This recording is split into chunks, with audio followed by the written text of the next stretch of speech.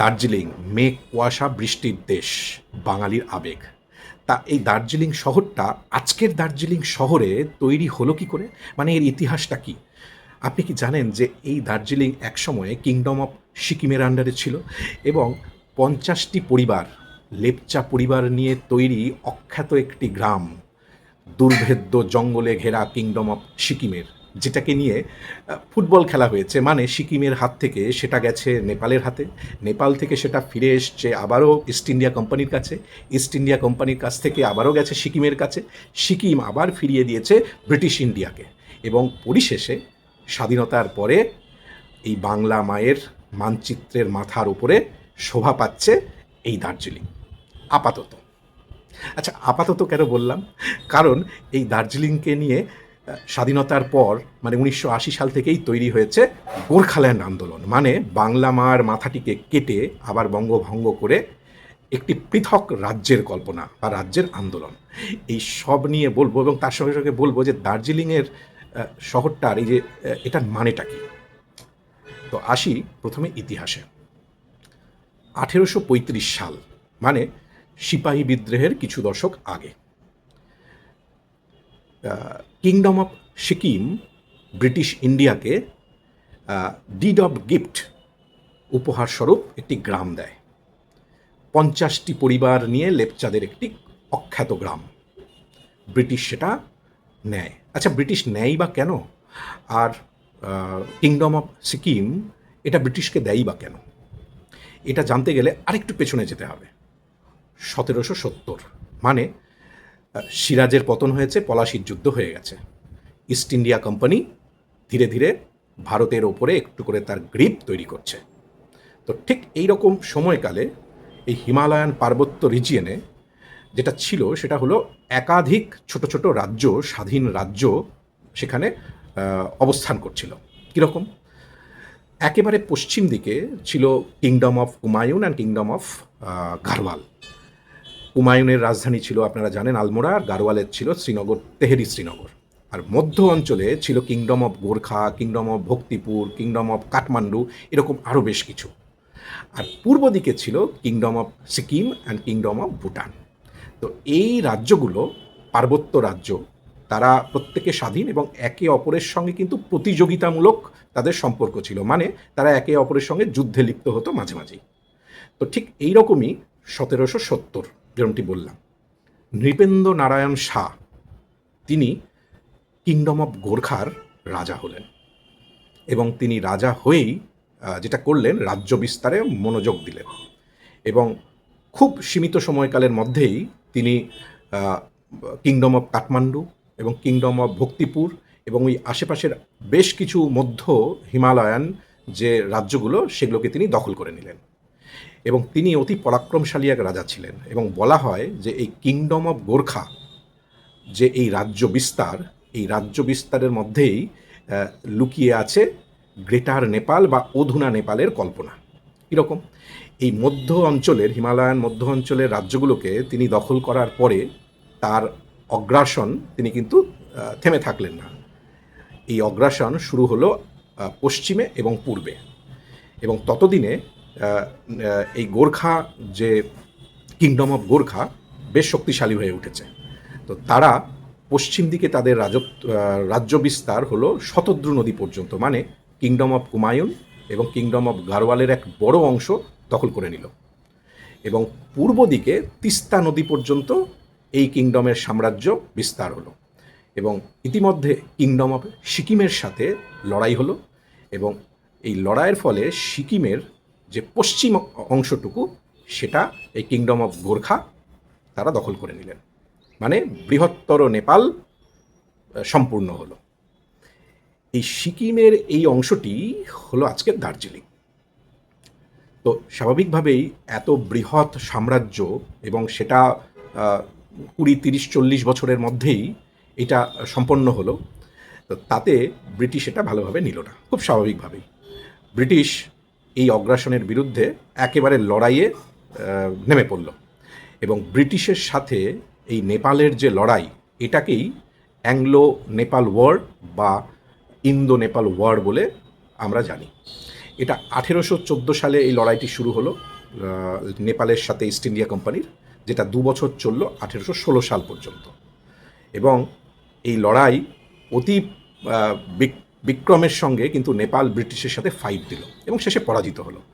তো 1816 সালে যেটা হলো, এই পরাজয় স্বীকার করার পরে নেপালের সাথে ইস্ট ইন্ডিয়া কোম্পানির একটি ঐতিহাসিক চুক্তি সংরক্ষিত হলো, স্বাক্ষরিত হলো। সেটিকেই বলা হয় যে সুগৌলি ট্রিটি অফ সুগৌলি বা সুগৌলি সন্ধি। কি বলা হলো এতে? এই সুগৌলি সন্ধিতে যেটা বলা হলো যে এত বছর পর্যন্ত যে কিংডম অফ গোর্খা যে অঞ্চলগুলোকে দখল করেছে তার একটা বড় অংশকেই ব্রিটিশকে ফেরত দিতে হবে। কোন সে অংশ দুটো? কোন সে অংশগুলো? সেটা হচ্ছে পশ্চিম দিকে শতদ্রু নদীর আশপাশে kingdom of Kumaon and kingdom of Garhwal, এই দুটোকে ফেরত দিতে হবে। তারা ফেরত নিলেন। আর পূর্ব দিকে যেটা হলো সেটা হলো যে অংশটা, যেরকমটি বললাম যে সিকিমের যে অংশটি দখল করে নিয়েছিল, সেই অংশটাও ব্রিটিশ এর কাছ থেকে কি বলে নেপালের কাছ থেকে নিজেরা নিয়ে নিল। ট্রিটি অফ সুগৌলি 1816 সাল। এবং নেপালের ওপরে কর্তৃত্ব করার জন্য একজন রেসিডেন্সিয়াল অফিসিয়াল তারা নেপালে নিযুক্ত করে দিলেন। এই সময় ব্রিটিশ বুঝলেন, ইস্ট ইন্ডিয়া কোম্পানি, যে এই পার্বত্য অঞ্চলটাকে তারা এতদিন অবহেলা করছিলেন, কিন্তু বুঝলেন যে এই অঞ্চলটির গুরুত্ব অপরিসীম এবং এর ওপরে একটু গ্রিপ বাড়াতে হবে। এবং সেই কারণে তারা সেই অঞ্চলে বন্ধুত্বপূর্ণ সম্পর্ক করতে আগ্রহী। সেই সময় কিংডম অফ সিকিম, তার সাথে তারা কথা বললেন এবং একটি চুক্তি স্বাক্ষরিত হলো জাস্ট পরের বছরই, মানে 1817 সালে। কি চুক্তি? চুক্তি অফ পিতালিয়া, একটি বিখ্যাত চুক্তি, যে চুক্তির মধ্য দিয়ে সিকিমের সাথে ব্রিটিশের ইস্ট ইন্ডিয়া কোম্পানির মিত্রতা স্থাপিত হলো এবং নেপালের কাছ থেকে পাওয়া সিকিমের ওই অংশটুকু তারা সিকিমকে ফিরিয়ে দিলেন। সিকিম খুশি হলো। এরপরে যেটা হলো যে জর্জ উইলিয়াম সাহেব তার কিছুকাল বাদে, বছর 10 বাদে তিনি ভারতে এলেন এবং ভারতের এই অঞ্চলটি, যে অঞ্চলটিকে ফিরিয়ে দেওয়া হলো সিকিমের কাছে, সেই অঞ্চলটি তিনি ভ্রমণ এবং তিনি কিছু মাপযোগ করতে এলেন। এবং তার যথারীতি এটা খুব ভালো লাগলো, কারণ যেটা প্রথমেই বললাম যে তার মেঘ, বৃষ্টি, কুয়াশা দিয়ে যে মিষ্টি যে ওয়েদারটা, সেই ওয়েদারের সঙ্গে তিনি স্কটল্যান্ডের ওয়েদারের তিনি মানে মিল খুঁজে পেলেন। তো তিনি রিপোর্ট লিখলেন যে এই অঞ্চলটি যদি ব্রিটিশ পায় তাহলে এখানে একটি শৈল শহর এবং ক্যান্টনমেন্ট করা যেতে পারে। তো যেমন ভাবা তেমনি কাজ। ঠিক তার কয়েক বছর বাদে, মানে 1835 সালে ডিড অফ গিফটের মধ্য দিয়ে সিকিমের কাছ থেকে ওই অংশটাই, মানে যেটা অধুনা দার্জিলিং, সেই গ্রামটি আবার উপহার স্বরূপ সিকিম ইস্ট ইন্ডিয়া কোম্পানিকে ফেরত দিল। এবং এখানে অনেকে বলেন যে এটা আদৌ গিফট টিপ নয়, এটা বাধ্য হয়েই দিয়েছে, কারণ সিকিমের আশেপাশে যে রাজ্যগুলি সেগুলো শক্তিশালী এবং তাদের হাত থেকে বাঁচানোর জন্যই সিকিমের স্ট্র্যাটেজিক যে পজিশন, যে ব্রিটিশদের সাথে একটা মিত্রতা স্থাপন করা, তো সেই কারণেই তারা বাধ্য হয়েই এই উপহারটি দিয়েছিল, ডিড অফ গ্রান্ট বলে কেউ, বা ডিড অফ গিফটের মধ্য দিয়ে। এবং তার বিনিময়ে কিন্তু ব্রিটিশরা সিকিমকে বার্ষিক একটি অনুদান দিতেন এই গ্রামটি পাওয়ার জন্য, উপহারস্বরূপ নেওয়ার জন্য। তো এই সেই গ্রাম 1835 সালে ব্রিটিশের হাতে এলো। যেরকমটি বলছিলাম যে ফুটবল খেলা হচ্ছে, তো এই ব্রিটিশের হাতে আসার পরই ব্রিটিশ এর ওপরে কাজ শুরু করলো। ক্যাম্পবেল সাহেবকে দায়িত্ব দেওয়া হলো এই গ্রামটিকে শহরে পরিণত করার বা এটিকে উন্নত করার। প্রথমেই যেটা দরকার সেটা হলো রাস্তা। ক্যাম্পবেল সাহেব জরিপ করলেন এবং একদম বিস্তৃত দার্জিলিং শহর পর্যন্ত রাস্তা তৈরি করলেন। আচ্ছা, এখানে বলে দিই দার্জিলিংয়ের মানেটা কি। ডোরজে লিং, ডোরজে লিং এটি হলো তিব্বতী শব্দ। ডোরজের কথা হলো বজ্র, আর লিং এই শব্দটির অর্থ হচ্ছে মঠ বা অঞ্চল। তো বলা হয় যে আজকে দার্জিলিংয়ের যে অবজারভেটরি হিল, সেই হিলে একটি গুম্ফা ছিল। সেই গুম্ফাটিকে তিব্বতী ভাষায় ডোরজে লিং বলা হতো এবং যেটা পরবর্তীকালে অপভ্রংশের মধ্য দিয়ে দার্জিলিং হয়। তো এই অবজারভেটরি হিল পর্যন্ত তারা রাস্তা তৈরি করলেন ক্যাম্পবেল সাহেব, এবং রাস্তা তৈরি করার সাথে সাথে তিনি বাজার স্থাপন করলেন, তিনি কিছু সরকারি অফিস, বাংলো, এই সবগুলো তৈরি করতে শুরু করলেন। ধীরে ধীরে দার্জিলিং ডেভেলপ করলো। এবং তার কিছু বছর বাদেই, মানে 1950 দশকের 1850-50-এর সময়কালেই মোটামুটি সেখানে চা বাগান বেশ ভালো রকমভাবে ব্রিটিশরা বুঝলো যে এখানে চা বাগান, মানে চায়ের চাষের জন্য এটা অনুকূল। তো তারা বিস্তীর্ণ অঞ্চলে তারা গাছ কেটে সেখানে চা বাগান স্থাপন করলেন। এবং এর দুটো এফেক্ট হলো যে চা বাগান এবং এই টি স্টেটগুলোকে ম্যানেজ করা জন্য প্রচুর শ্রমিক চাই, দক্ষ শ্রমিক, মানে অদক্ষ শ্রমিক চাই, অল্প পয়সার শ্রমিক। তারা সেই সময়ে নেপাল থেকে প্রচুর অদক্ষ শ্রমিক এই অঞ্চলগুলোতে তারা নিয়ে আসলেন।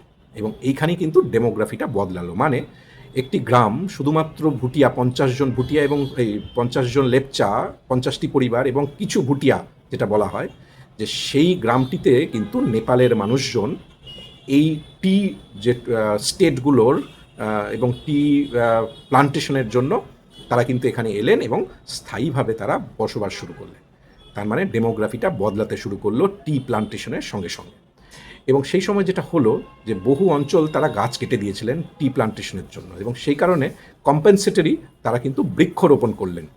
এবং এই যে আজকের দিনের যে ধুপি গাছ বা পাইন গাছগুলো, সেগুলো অনেকটাই ব্রিটিশরা সেই সময় কিন্তু আর্টিফিশিয়ালি ইমপ্লান্ট করে বিভিন্ন জায়গাতে, যেখানে গাছের ঘনত্ব কম সেই জায়গাগুলোতে তারা এই গাছটা বসায়।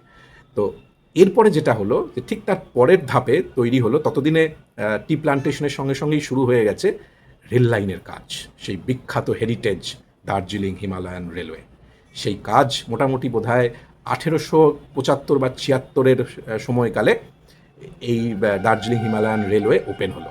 তো স্বাভাবিকভাবেই টি প্লান্টেশন হয়েছে এবং তার সাথে সাথে বাংলো, ক্যান্টনমেন্ট, স্কুল, প্রচুর ভালো ভালো স্কুল আপনারা জানেন, ডাউহিলে, দার্জিলিংয়ের যে নর্থ পয়েন্ট, সমস্ত একদম ইন্টারন্যাশনাল স্ট্যান্ডার্ড স্কুলগুলো তারা তৈরি করলেন। কারণ যে আর্মি অফিসার্স বা যে বড় লাট ছোটো লাট যারা আছে তাদের যে ছেলেপেলেদেরকে পড়ানোর জন্যই। তো এই অঞ্চলটি একেবারে ফুলে ফেঁপে উঠতে শুরু করলো। রেলওয়ে যোগাযোগ হয়ে গেছে, রাস্তার যোগাযোগ হয়ে গেছে, প্রচুর মানুষজন এখানে বসবাস করতে শুরু করেছেন। ওই 50 জনের লেপচা ফ্যামিলি আর নয় সেটি। এবং তার সাথে সাথে ক্যান্টনমেন্ট, আবাসন, ডাকঘর, দোকান, সরকারি অফিস, এই সব নিয়ে আজকের আমাদের এই শৈল শহর তৈরি হলো।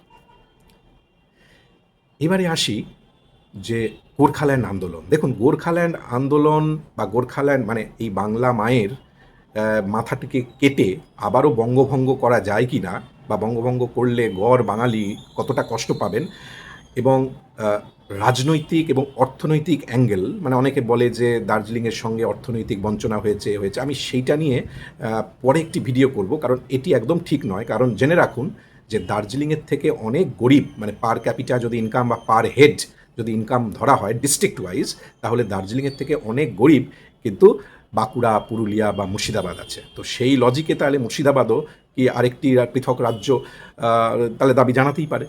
তো আমি এই সংক্রান্ত ভিডিও পরে করব। আমি আসছি ইতিহাসের জায়গাটায়। আচ্ছা, আপনারা কয়েকদিন আগে, বছরখানেক আগে খবরে এসেছিল, আপনারা জানেন যে নেপালে গণ অভ্যুত্থান ঘটেছে, জেনজি আন্দোলন, এবং আপনারা সবাই শুনেছেন। এবং সেই সময়ে এই জেনজির নয়নের মণি বালেন্দ্র শাহ, ঠিক আছে, বালেন্দ্র শাহ, আর ছিল পৃথ্বীনারায়ণ শাহ, ওই সেই গোর্খা যে কিংডম অফ গোর্খা, পৃথ্বীনারায়ণ শাহ 1770। আর এই বালেন্দ্র শাহ, তিনি এই জেনজিদের নয়নের মণি, এবং তিনি কাঠমান্ডুর মেয়র নির্বাচিত হন এবং খুব পপুলার তিনি। এবং কাঠমান্ডুর মেয়র নির্বাচিত হয়েই প্রথম দিন বা দ্বিতীয় দিনের মধ্যেই তার মেয়রের যে তার অফিস, তার যে চেম্বার, সেই চেম্বারের পেছনে যে ম্যাপটি ছিল নেপালের, সেই ম্যাপটিকে তিনি চেঞ্জ করে পরিবর্তিত এবং পরিবর্ধিত একটি নেপালের ম্যাপ তিনি পেছনে টাঙিয়ে দেন, এবং যেটা বোধহয় এখনও শোভা পাচ্ছে, যেটাকে নিয়ে প্রচণ্ড বিতর্কও হয়েছিল। কি সেই ম্যাপ? সেই ম্যাপ হচ্ছে গ্রেটার নেপালের কল্পনা। মানে পৃথ্বীনারায়ণ শাহ সেই 1770-এর দশকে বছর 10-15-20 মতন যে অংশগুলোকে তিনি ক্যাপচার করে রেখেছিলেন, সেই অংশগুলোকে নিয়েই গ্রেটার নেপালের ম্যাপ এই বালেন্দ্র শাহর মাথার পেছনে, তার চেয়ারের পেছনে শোভা পাচ্ছে, আজও পাচ্ছে। আমাদের স্বরাষ্ট্র দপ্তর এবং বিদেশ দপ্তর থেকে কিন্তু এটাকে নিয়ে ক্রিটিসাইজও করা হয়। এইটা কেন সিগনিফিক্যান্ট জানেন? তার কারণ এই যে বৃহত্তর নেপালের যে প্রাণভোমরা, সেটা হচ্ছে কিংডম অফ গোর্খা, ঠিক আছে, যেটা কিন্তু এখন আমরা নেপাল বলি, কিন্তু এর প্রাণভোমরা হচ্ছে, কারণ এই বালেন্দ্র নারায়ণ শাহ, পৃথ্বীনারায়ণ শাহ ছিলেন কিন্তু এই কিংডম অফ গোর্খার রাজা, এবং তার যে কি বলে প্রাসাদ, সেটা কিন্তু এখনও দ্রষ্টব্য স্থানের মধ্যে, আমি পারলে তার ফটো দিয়ে দেব। তো সেই গোর্খা, এই নেপালের মধ্যে লুকিয়ে থাকা এই গোর্খা, ঠিক আছে, আজকে এই স্বাধীন ভারতে যখন ব্রিটিশ স্বাধীন হলো, মানে স্বাধীনতা পেলাম, ব্রিটিশ যেহেতু বেঙ্গল প্রেসিডেন্সির মধ্যেই এই দার্জিলিং ছিল, তো খুব স্বাভাবিক কারণেই এই Darjeeling integrated part and parcel হয় এই ভারতের, তথা এই এই পশ্চিমবঙ্গের। এই গোর্খাল্যান্ড নিয়ে যে আন্দোলনটি, সেখানে দার্জিলিং সহ যে এই কালিম্পং, কার্শিয়াং এবং আরও যে কিছু অংশগুলোকে নিয়ে যে গোর্খাল্যান্ডের যে আন্দোলন হচ্ছে, যেটা সুভাষ ঘিসিকের সময় থেকেই, মানে 1980-র দশক থেকেই মোটামুটি এই যে আন্দোলনটি বিভিন্ন সময় রক্তক্ষয়ী সংগ্রামের মধ্যে দিয়ে গেছে, এবং কিছু কখনো চুপ করে থেমে থেকেছে, কিন্তু তারপরে আবার ধিকি ধিকি আগুন জ্বলেছে। এই যে অংশটা গোর্খাল্যান্ড বলে, যে অংশটিকে নিয়ে গোর্খাল্যান্ড বলা হচ্ছে, এই অংশটাই কিন্তু এই বালেন্দ্র শাহ, মানে গ্রেটার নেপালের মধ্যে, সেই ম্যাপের মধ্যে ইনক্লুডেড। এই গোর্খাল্যান্ডই ঠিক এই অংশটাই কিন্তু ক্লেম করেছেন বালেন্দ্র শাহ, যিনি নেপালের যুব সম্প্রদায়ের নয়নের মণি। তার গ্রেটার নেপালের যে স্বপ্ন, সেই স্বপ্ন এবং সেই ম্যাপে কিন্তু শোভা পাচ্ছে ঠিক এই অংশটাই। মাথায় রাখবেন, নেপালের সাথে ভারতের যে ইন্টারন্যাশনাল বর্ডার, সেটি কিন্তু খোলা, সিল নয়, বাংলাদেশ বা পাকিস্তানের মতন বা চায়নার মতন। এটা এসএসবি দেখে, বিএসএফ দেখে না। তাহলে কি দাঁড়ালো? এমন একটি অংশকে নিয়ে ডিসপিউট, ঠিক আছে, যে অংশটাকে ঐতিহাসিকভাবে, যে অংশটা বৃহত্তর নেপালের পার্ট, এই পর্যন্ত ঠিক ছিল, কিন্তু সেইটাকেই আবার এত বছর বাদে নেপালের মানুষ, যাকে নয়নের মণি মনে করে, যাকে কাঠমান্ডুর মেয়র বানিয়েছেন, সেই মেয়র এবং একটা বৃহত্তর নেপালের মানুষ কিন্তু মনে করে যে এই অংশটা নেপালেরই হওয়া উচিত। বর্ডার খোলা, প্রতি মুহূর্তে মানুষজন কিন্তু আসছে, বিএসএফ সেখানে নেই। তো এই ব্যাকড্রপে দাঁড়িয়ে ঐতিহাসিক প্রেক্ষাপট, ইতিহাস, বর্তমান এবং তার সঙ্গে আন্দোলন, এবং তার সঙ্গে ভারতের এই গোর্খাল্যান্ড আন্দোলন, এবং নেপালে বৃহত্তর নেপালের যে কল্পনা বা তার যে আন্দোলন, তার যে শাসকের সিলেকশন, এই সব কিছু কিন্তু মিলেমিশে একাকার হচ্ছে। ভালো থাকবেন।